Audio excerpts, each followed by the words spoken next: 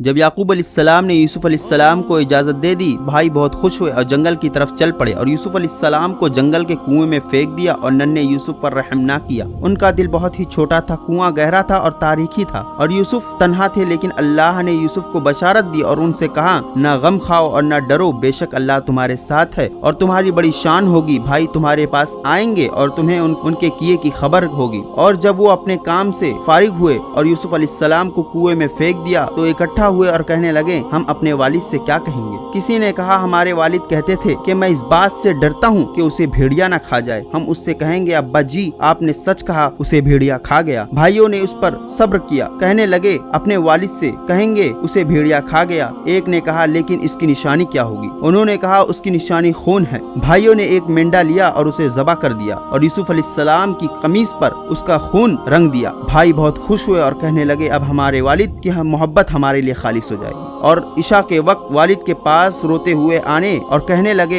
ए हमारे अब्बू जान, हम आगे गए और यूसुफ अलैहिस्सलाम को अपने सामान के पास छोड़ दिया, उसे भेड़िया खा गया और उसकी कमीज के साथ झूठा खून लेकर लगा कर आए और कहने लगे, ये यूसुफ अलैहिस्सलाम का खून है। और उनके वालिद याकूब अलैहिस्सलाम नबी थे और वो बुजुर्ग थे और नबी औलाद से ज्यादा अक्लमंद थे। और याकूब अलैहिस्सलाम जानते थे, जब भेड़िया इंसान को खाता है तो जख्मी करता है और उसकी कमीज को फाड़ देता है। और यूसुफ अलैहिस्सलाम की कमीज सही सालिम थी और खून में रंगी हुई थी। याकूब अलैहिस्सलाम पहचान गए कि ये झूठा खून है और भेड़िए का किस्सा मन घड़त है।